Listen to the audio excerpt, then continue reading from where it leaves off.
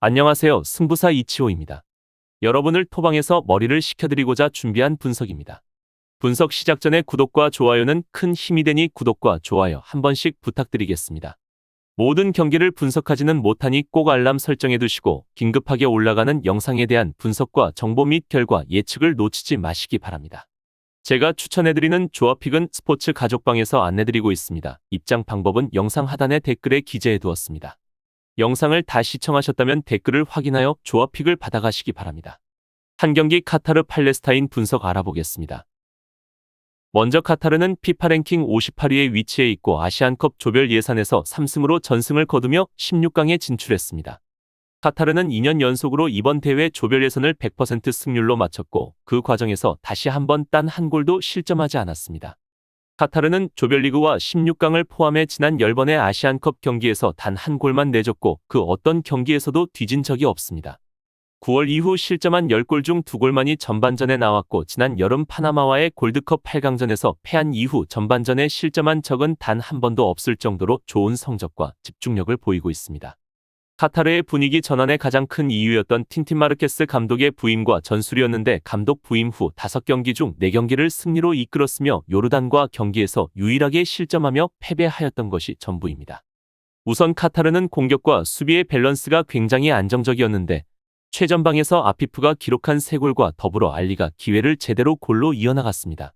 한편 쿠키와 알브레이키 등 수비 라인 또한 상대의 침투를 효과적으로 차단해내고 있는 가운데 하템의 중원 존재감까지 인상적이므로 강력한 우승 후보로 떠오른 상태이고 현재로서 가장 분위기가 좋은 팀 중 하나입니다.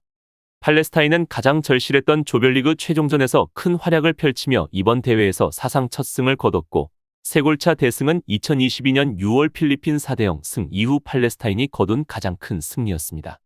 팔레스타인은 2020 방가반두컵 우승 이후 처음으로 토너먼트 본선에 진출하게 되었고 마크람 다봇 감독이 이끄는 팔레스타인 대표팀은 아시안컵 조별리그에서 이번 대회를 앞두고 치른 9경기에서 기록했던 5골보다 2골을 더 넣었습니다.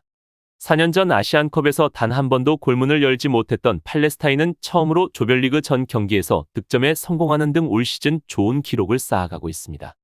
또한 가나안의 사자 팔레스타인은 최근 모든 대회에서 최근 7경기 중 6경기에서 한 골 이하를 실점하며 비교적 날카로운 수비도 선보이는 등 분명 전력이 좋아진 모습입니다. 앞선 경기는 이란과 아랍에미리트를 상대로 고전한 끝에 황금 세대의 도래를 증명했는데 그렇지만 16강에서 개최국이자 강세의 카타르와 맞붙을 예정이다 보니 무리한 운영을 하지 않을 거라고 생각됩니다.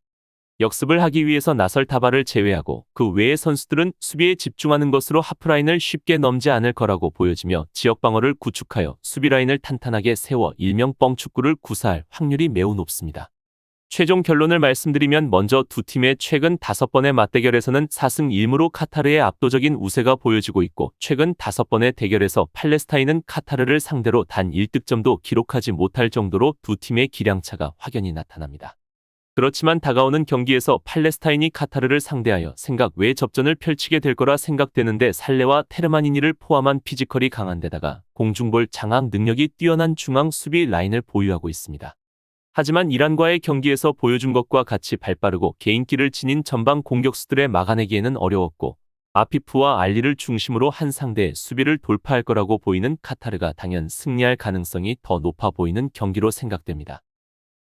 두 경기 우즈베키스탄 태국 분석 알아보겠습니다. 먼저 우즈베키스탄은 조별 예선 1승 2무로 16강 진출하였습니다. 다만 이번 경기에서는 최전장 공격수 엘도르 쇼무로도프가 부상으로 낙마해 전력에 출혈이 생겼습니다. 그래도 수비수 후스니딘 알리콜로프를 축으로 한 수비진은 주력 선수들이 모두 이름을 올린 만큼 조별리그 통과는 충분하다는 평가를 받았습니다. 실제로 조별리그에서 4득점 1실점으로 탄탄한 모습을 보여주며 좋은 경기력과 좋은 기록들을 보여주고 있습니다.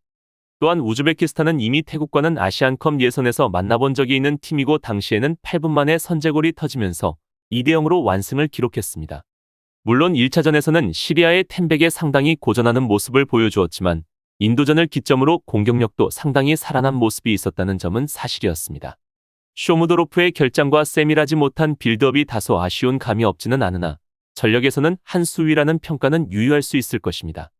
태국을 상대로 우즈베키스탄은 공중볼의 우위를 가지고 있고 패스의 세밀함에 큰 우위를 지니고 있기에 이번 경기 역시 태국의 강한 체력과 순간적인 좌우 측면 스피드를 제어한다면 충분히 승리할 수 있는 전력 가진 우즈벡입니다.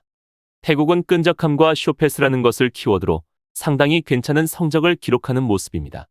다만 사우디전에서는 한국을 피하고 싶었던 사우디가 PK를 가운데로 차주는 등 상대가 경기를 던져버린 것에 상당히 이득을 많이 보았다고 할 수 있을 것입니다. 1차전에서는 쇼패스로 키르기스스탄의 수비를 녹여버리는 퍼포먼스를 보여주기는 했지만 우즈벡은 키르기스스탄과 달리 끈끈함을 제법 잘 보이는 모습이었기에 분명 자신들이 구사하는 축구가 어려워질 수 있습니다. 한편 이번 대회 티라실 당다, 차나팁 송크라신, 포클라아난, 트리스탄 두 등 핵심 자원들이 부상 등의 이유로 아시안컵에 나서지 못하고 스쿼드 전체를 살펴봐도 A매치에서 10득점 이상을 기록한 선수가 한 명도 없습니다. 그렇지만 우려 속에 맞이한 조별리그에서 1승 2무 2득점 무실점으로 탄탄한 수비력을 보여주면서 16강에 올라왔고 분명 태국만의 조직도가 존재하기에 우즈베키스탄도 결코 만만하게만 봐서는 안 될 것입니다. 최종 결론을 말씀드리면 역대 11차례 A매치 맞대결에서는 태국이 6승 5패로 근소한 우위를 보였습니다. 그러나 태국의 승리 모두 2010년 이전에 작성된 기록이라는 점을 감안하면 큰 의미를 둘 필요는 없습니다. 가장 최근 맞대결이었던 2022년 6월 아시안컵 예선에서는 우즈베키스탄이 2대0으로 승리를 챙겼고 두 팀이 아시안컵 본선에서 맞붙는 것은 이번이 처음입니다. 물론 태국이 아주 끈적한 플레이를 바탕으로 수비를 어느 정도 해주고 있어서 저득점의 양상도 보이나 태국이 우즈벡의 끈적함과 피지컬에서의 우세를 확실하게 제압할 만한 전력은 아직까지 아니라고 보는 것이 옳을 듯 보여집니다. 그렇지만 우즈벡의 전력이 우위를 지니고 있다는 것은 사실이기에 이번 경기에서는 우즈벡의 우세가 예상되며 저득점의 경기 양상으로 흘러갈 것으로 예상됩니다. 세 경기 사우디 대한민국 분석 알아보겠습니다. 우선 사우디는 3차전에서 0대0으로 무승부를 기록했습니다.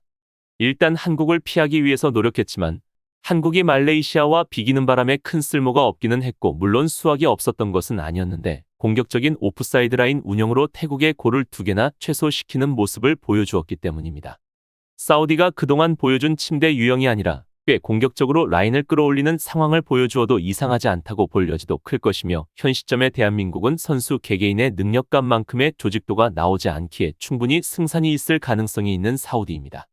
그래도 사우디가 다른 중동 국가들보다 전력이 좋지만 한국을 상대로 선수비 후역습으로 맞설 가능성이 높은 것은 사실이며 대한민국이 조별 예선 다소 부진하긴 했지만 여전히 우승 후보이기 때문입니다.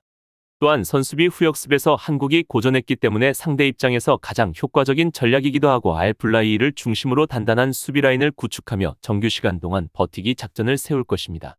여기에 미드필더에는 칸노가 공수양면에서 많이 기여를 하고 생각 외로 순간적인 스피드를 가지고 있고 순간적인 킬패스를 보유하고 있는 사우디입니다.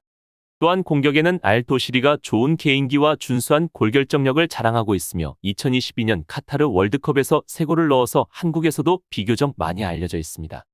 역습 상황에서 어떻게든 슛을 할 수 있는 선수로 대한민국 수비진에서 가장 신경을 써야 됩니다. 대한민국은 클린스만 감독에 대한 신뢰도는 쭉쭉 하락 중이며 특히 공격에서는 개인 기량에 맡기면서 많은 선수들에게 자유도를 준 것이 오히려 동선에서의 꼬임을 유발하고 있는 상황입니다. 역할 분담이 공격에서 전혀 보여지고 있지 못하다는 것이 가장 큰 문제이고 수비력도 김민재의 고군분투를 제외하면 크게 인상적인 상황은 아닙니다. 사우디가 공격적으로 라인을 끌어올리면 이강인의 침투 패스에 꽤 큰 비중을 두는 한국의 공격력도 아주 크게 희망적이라고 보기는 어려울 듯합니다. 한편 김진수와 황희찬은 이제 막 부상에서 복귀했지만 중요한 경기인 만큼 선발로 출전할 가능성이 있습니다. 서령우, 이기재는 K리그에서는 아주 공격적으로 오버래핑했지만 아시안컵에서는 그런 모습이 많이 없었습니다.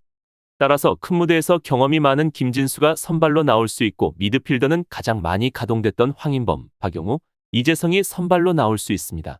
공격에서는 복귀한 황희찬의 존재로 대한민국 대표팀에서 가동할 수 있는 최고의 공격진이 구축되고 이번 경기에는 조규성 대신 손흥민이 토트넘에서처럼 최전방으로 나설 수 있습니다. 또한 이강인의 침투 패스가 기대되며 최상의 전술을 꾸려 조별 예선과는 다른 포메이션과 전술을 선보일 가능성이 상당히 높기에 이전까지의 경기력과 상반되는 모습을 기대해도 좋을 것으로 생각됩니다. 최종 결론을 말씀드리면 사우디가 이겨도 이상하지 않은 매치입니다. 오히려 프리로를 너무 많은 선수들에게 주면서 공격에서의 혼선을 유발하는 한국보다는 사우디의 조직적인 오프사이드 라인 구축이 더 인상적인 상태입니다. 오프사이드 라인 구축을 믿고 공격적으로 사우디가 몰아붙이는 상황을 만들 수도 있을 것으로 보이는데 이 경우 불안한 한국의 수비가 사고를 크게 칠 가능성도 있을 것입니다. 그렇지만 이번 경기 대한민국은 포메이션을 이전과 다르게 만들 것이고 전술도 이전과 다를 것으로 예상되기에 생각 외로 파격적인 모습을 기대해 볼 수 있을 것으로 생각되며 이번 경기는 한국의 우세가 예상됩니다. 이상으로 분석 마치겠습니다. 지금 보신 분석 영상에서는 최종 조합픽을 드리지 않습니다. 초안 분석 내용이며 더욱 세밀한 분석 자료와 최종 조합픽은 댓글에 기재해 두었습니다. 프로토가 처음이신 분들 혹은 프로토를 좋아하는데 적중률이 낮으신 분들께서는 투자하지 마시고 전문가의 도움으로 수익률 극대화하시는 것을 추천드립니다. 프로토는 단지 운으로 하는 게임이 절대 아닙니다. 모든 분야 전문가들이 존재하듯 프로토도 전문가들이 존재합니다. 경기 전 다양한 분석 자료 확인은 필수이며 가장 중요한 정보력이 수익의 80% 이상 지분을 차지하고 있습니다. 수익률을 극대화하고 싶으신 분들께서는 영상 하단 고정 댓글 클릭하셔서 분석픽을 확인하시면 됩니다. 시청해주셔서 감사합니다.